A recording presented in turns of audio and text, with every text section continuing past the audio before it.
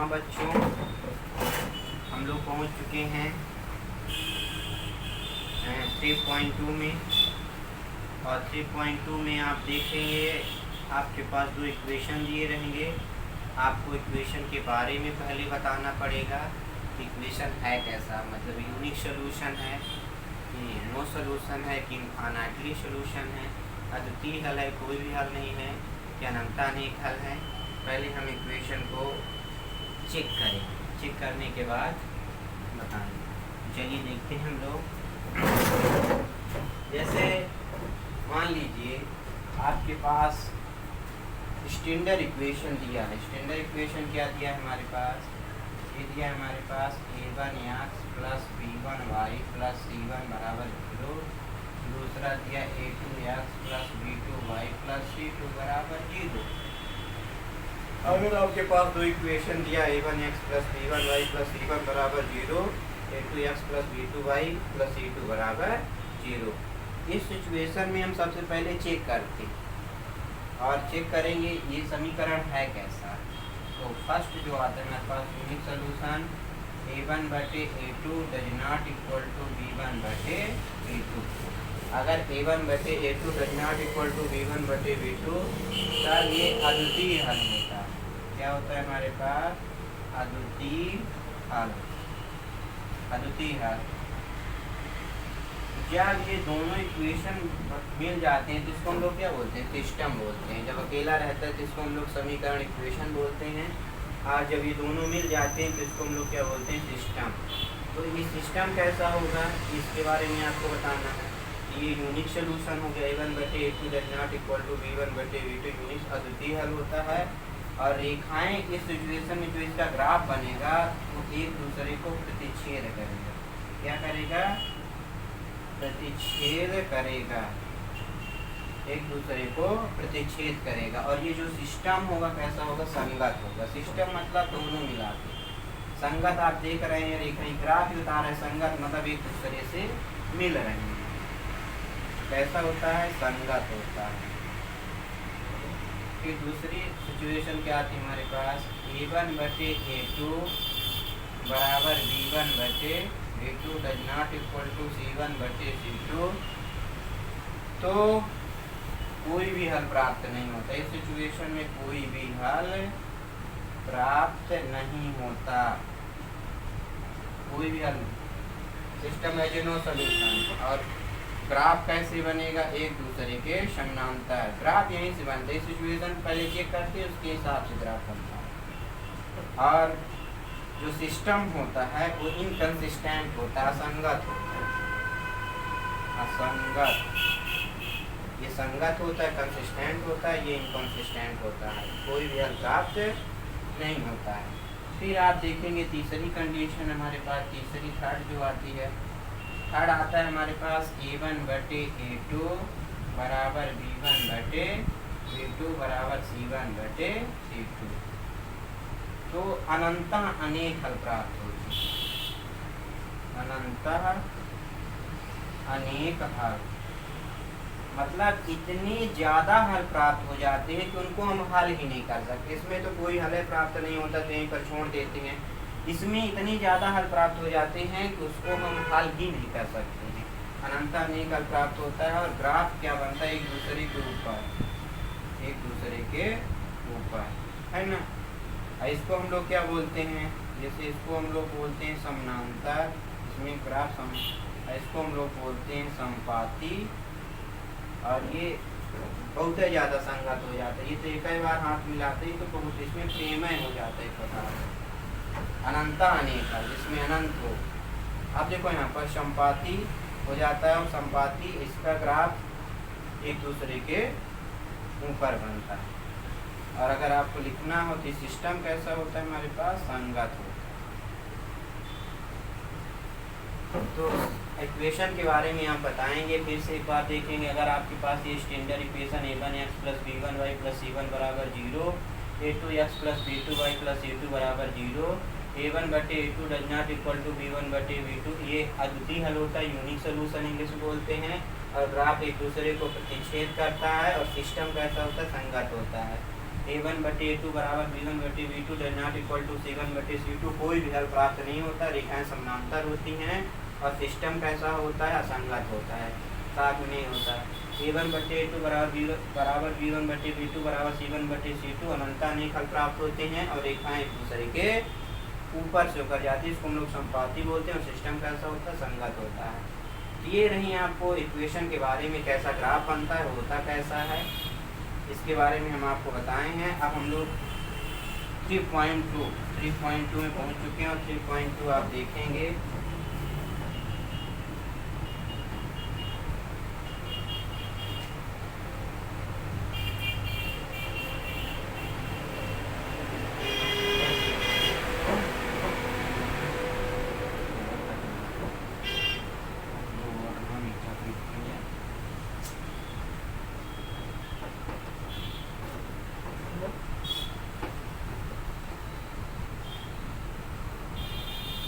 चलिए देखिए first question हमारे पास क्या दिया है, निम्न की समस्याओं के रैखिक युग्मों को बनाइए और उनके ग्राफिक विषय। कक्षा 10 के 10 विद्यार्थियों ने एक गणित की पहली प्रतियोगिता में भाग लिया। यदि लड़कियों की संख्या लड़कों की संख्या से 4 अधिक है, प्रतियोगिता में भाग लेने वाले लड़कों और लड़कियों की संख्या बताइए। लड़कियों की संख्या लड़कों की संख्या, तो पहले इक्वेशन बनाएंगे। तो हम मान लेंगे इसमें दिया है कक्षा 10 में 10 विद्यार्थी, जो दिया है तो बकायदे आप लिखेंगे दिया है। ये कुल विद्यार्थियों की संख्या, कुल विद्यार्थियों की संख्या, टोटल नंबर ऑफ स्टूडेंट। कुल विद्यार्थियों की संख्या कितनी दी गई है, हमारे पास 10 दी गई। अब इसमें कुछ लड़कियां हैं और कुछ लड़के हैं, तो मान लेंगे माना लड़कों की संख्या,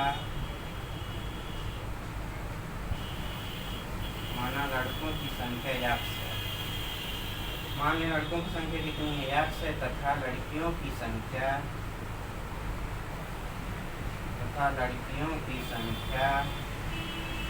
बराबर y। हम मान लें लड़कों की संख्या x है तथा लड़कियों की संख्या y है। हम इक्वेशन बनाएंगे अकॉर्डिंग टू क्वेश्चन। तो लड़के प्लस लड़कियां दोनों मिला कुल विद्यार्थियों की संख्या कितनी, 10 है। तो एक इक्वेशन हो जाएगा हमारे पास x प्लस वाई बराबर 10। मतलब कुल आपको 2 वेरिएबल इक्वेशन पढ़ना है, मतलब आपको 2 इक्वेशन हर क्वेश्चन में मिलेंगे। x प्लस वाई बराबर 10। फिर दोबारा आपके पास हमारे पास प्रश्न क्या कह रहा है कि जो लड़कियों की संख्या है, लड़कियों की संख्या मतलब y, लड़कियों की संख्या लड़कों की संख्या से 4 अधिक है। ये लड़कियों की संख्या होगी, लड़कों की संख्या 4 अधिक मतलब प्लस होता है, इसको इधर रिप्लेस करेंगे, या 4 को आप इधर रिप्लेस करो और इसको y को इधर की हो जाएगा हमारे पास x minus Y equal to 4। अब इसका ग्राफ बनाना है, तो ग्राफ आप जानते हैं बहुत ही आसान तरीके होते हैं ग्राफ बनाने के, और आप कोई भी पॉइंट अपने मन से लीजिए। जैसे इक्वेशन नंबर फर्स्ट हो गया, इक्वेशन नंबर सेकंड, अपने मन से लीजिए। लिखेंगे हम लोग समीकरण 1 से x प्लस वाई बराबर 10। x बराबर हम 5 रखने पर, जब 5 रखेंगे तो हो जाएगा 5 प्लस वाई बराबर 10, वाई बराबर 10 माइनस 5, तो वाई बराबर 5। अब दूसरा हम लेंगे x बराबर 3, कुछ भी ले सकते हैं। तो x बराबर 3 रखने पर, x बराबर 3 रखेंगे तो हो जाएगा 3 प्लस वाई बराबर 10, तो वाई बराबर कितना हो जाएगा 10 माइनस 3, तो वाई बराबर 7। अब आप देखिए एक सुंदर सा बॉक्स बनाएंगे, बहुत ही सुंदर सा बॉक्स। ये हो जाएगा हमारे पास x वाई। जब x बराबर हम 5 लिए हैं तो y बराबर कितना मिला है हमारे पास 5 मिला, x बराबर 3 है तो y बराबर 7। एक ये हो गया। फिर दोबारा हम लोग लेंगे दूसरा इक्वेशन, लिखेंगे समीकरण 2 से, और समीकरण 2 हमारे पास क्या दिया है x माइनस वाई बराबर 4। x बराबर कुछ भी ले सकते हैं, x बराबर 1 रखने पर पुट करेंगे तो हो जाएगा 1 माइनस वाई बराबर 4, तो माइनस वाई बराबर 4 माइनस 1, तो माइनस वाई बराबर 3, तो वाई बराबर कितना हो जाएगा -3। वाई की वैल्यू कितना हुई -3। दूसरा हम लोग लेंगे तो x बराबर 2 रखने पर x बराबर 2 रखेंगे तो हो जाएगा हमारे पास 2 माइनस वाई बराबर 4, तो माइनस वाई बराबर 4 माइनस 2, तो माइनस वाई बराबर 4 में 2 जाएगा तो वाई बराबर -। अब हम लोग एक बॉक्स बनाएंगे सुंदर सा, हो जाएगा हमारे पास एक्स वाई। एक्स की वैल्यू कितना दी गई है, शुरू में हमें एक्स बराबर जब 1 लिए हैं तो वाई बराबर -3, एक्स बराबर 2 लिए हैं तो वाई बराबर -4। अब हम लोग इसका ग्राफ प्लॉट करेंगे। आप जानते हैं इसको हम लोग एक्स अक्ष बोलते हैं, इसको एक्स डैश वाई डैश। कोई दिक्कत? तो ये 0,0 होता है, इधर पॉजिटिव होता है एक्स, इधर निगेटिव, इधर पॉजिटिव, इधर निगेटिव। आप संख्या के हिसाब से ले सकते हैं, जैसे 0 हो गया, इधर हम 2, इधर 4, इधर 6, इधर 8 से बड़ी नंबर नहीं है। इधर हम लोग लेंगे -2, -4, -6, -8, ये 2, 4, 6, 8, इधर -2, -4, -6, -8। हम फर्स्ट का प्लॉट करेंगे, x बराबर 5, y बराबर 5। आप जानते हैं दोनों पॉजिटिव होता है, इसमें निगेटिव फिर पॉजिटिव, इसमें निगेटिव फिर पॉजिटिव, इसमें पॉजिटिव फिर निगेटिव। कहने का मतलब हम लोग जैसे इधर देखना है, इधर x पॉजिटिव y पॉजिटिव, पहले x को देखना फिर उसके बाद y को देखना। देखिए आप, जैसे x बराबर 5 दिया है, x बराबर 5 मतलब 4 के बाद यहाँ कहीं आएगा, y बराबर 5 मतलब 4 के बाद यहाँ, इसको हम लोग मिला देंगे, इसको हम लोग अच्छे से मिला देंगे। ये जो पॉइंट होगा वो होगा हमारे पास 5,5 होगा। फिर दूसरा पॉइंट लीजिए, जैसे x बराबर 3, y बराबर 7, तो x बराबर 3 यहाँ कहीं आएगा, y बराबर 7, ये जो पॉइंट होगा। अब इन दोनों से हम लोग एक रेखा खींच देंगे, तो ये जो ग्राफ होगा हमारे पास, ये हमारे पास ग्राफ आ जाएगा x प्लस y बराबर 10 होगा। फिर दूसरा हमारे पास x बराबर 1, y बराबर -3, और x बराबर 1 यहाँ पर कहीं आएगा, y बराबर -3 यहाँ कहीं आएगा, है ना। ये हमारे पास जो होगा 1, -3, फिर x बराबर 2, y बराबर -4, x बराबर 2, y बराबर -4। अब इन दोनों पॉइंटों से हम लोग इसे ऐसे खींच देंगे, कोई दिक्कत? ये जो हमारे पास ग्राफ आएगा वो आएगा x - y = 4। तो आप कोई भी नंबर लेकर ग्राफ प्लॉट करेंगे। तो ये रहा हमारे पास 3.2 का फर्स्ट क्वेश्चन, और 3.2 के सेकंड क्वेश्चन में आपको बताना है कि रेखाएं कैसी हैं और प्रतिच्छेद करती हैं कि नहीं।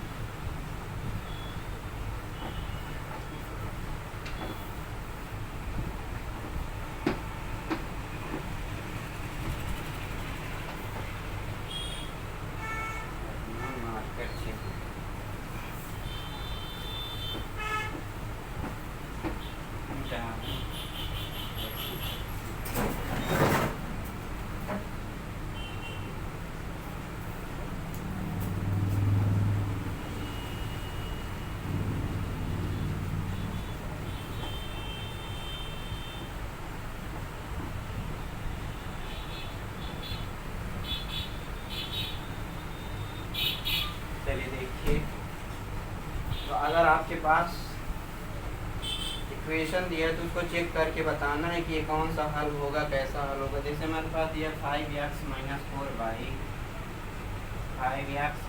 4y प्लस 8 बराबर 0, फिर दिया हमारे पास 7x प्लस 6y -9 बराबर 0। तो इसको हमको चेक करना है कि कौन सा हल होगा, अभी बता चुके हैं। तो व्यापक समीकरण हमारे पास इक्वेशन फर्स्ट हो गया, इक्वेशन सेकंड। लिखेंगे व्यापक समीकरण a1x plus b1y plus c1 बराबर 0, a2x plus b2y plus c2 बराबर 0 से तुलना करने पर compare with standard equation a1x plus b1y plus c1। अब देखो जो यहाँ पर x का गुणांक होता है उसे a1 कहते हैं। तो a1 बराबर कितना दिया, a1 बराबर 5, b1 बराबर -4 और c1 बराबर 8। इसको हम लोग a1 बोलते हैं। जो इसका गुणांक होता है इसे a1, इसको b1, इसको c1। इसको हम लोग a2, इसका जो गुणांक होता है b2, इसको c2 कहते हैं। तो a2 बराबर 7, अब b2 बराबर कितना हो जाएगा हमारे पास 6 और c2 बराबर -9 हो जाएगा। अब आप चेक करेंगे ये कैसा हल है, यही आपको चेक करके बताना है। Question 2 3.2 question number 2। तो आप चेक करेंगे तो a1 बटे a2 मतलब 5/7, b1 बटे b2 तो हो जाएगा -4/6, काटेंगे तो 2 3 2/3, ये हो जाएगा हमारे पास c1 बटे c2 8/-9। अब आप देख रहे हैं 5/7 ये -2/3 ये बराबर नहीं है, सुबह में बराबर नहीं, तो फिर बाकी आपको देखने की कोई ज़रूरत नहीं है। तो ये हो जाएगा हमारे पास a1 बटे a2 does not equal to b1 बटे b2, मतलब समीकरण के अद्वितीय हल होंगे। इसको हम लोग कौन सा हल होता है बता चुके हैं। लिखेंगे अतः समीकरण के अद्वितीय हल होंगे, अद्वितीय हल होंगे तथा रेखाएं एक दूसरे को प्रतिच्छेद करेंगी,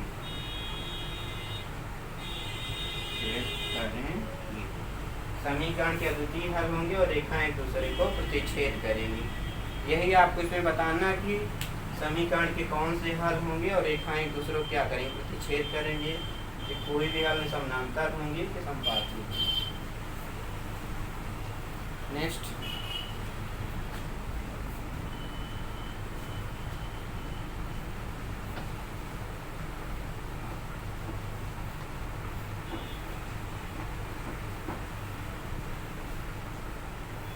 इसी का क्वेश्चन देखिए एक और हमारे पास क्या दिया है 9x। इसी सेकंड क्वेश्चन का सेकंड, वो फर्स्ट था, इसका सेकंड देखिए कितना दिया हमारे पास 9x प्लस 3y प्लस 12 बराबर 0, और ये दिया हमारे पास 18x प्लस 6y प्लस 24 बराबर 0। हम लोग कंपेयर करेंगे स्टैंडर्ड इक्वेशन से, व्यापक समीकरण से। तो लिखेंगे हम लोग व्यापक समीकरण a1x plus b1y plus c1 बराबर 0, a2x plus b2y plus c2 बराबर 0 से तुलना करने पर। तो a1 मतलब जो x का गुणांक है, यहाँ पर a1 बराबर कितना दिया 9, जो y का गुणांक है उसे हम b1 बोलते हैं। ये हो जाएगा हमारे पास c1 बराबर कितना दिया है 12, a2 बराबर कितना दिया 18, b2 बराबर दिया 6 और c2 बराबर दिया 24। अब आप चेक करेंगे, ये मैं आपको बताऊँ जो इस a1 ये इसका गुणांक b1, ये c1, ये a2, ये b2, ये c2। अब आप चेक कर लो। आप चेक करने के तरीका जानते हैं। a1 बटे a2 निकालेंगे 9/18, 9 दूना 18, 1/2, b1 बटे b2 निकालेंगे मतलब 3/6, 3 दूनी 6, 1/2, c1 बटे c2 निकालेंगे 12/24, 12 दूना 24, 1/2। आप देख रहे हैं तीनों बराबर, a1 बटे a2, b1 बटे b2, c1 बटे c2। आप निकाल के चेक करेंगे तीनों बराबर हैं, मतलब a1 बटे a2 बराबर b1 बटे v2 बराबर c1 बटे c2। तो इस सिचुएशन में क्या होती हैं, इसको हम बोलते हैं रेखाएं समपाती हो। और कौन से हल होते हैं, अनंत अनेक हल। लिखेंगे अतः समीकरण के अनंत अनेक हल होंगे।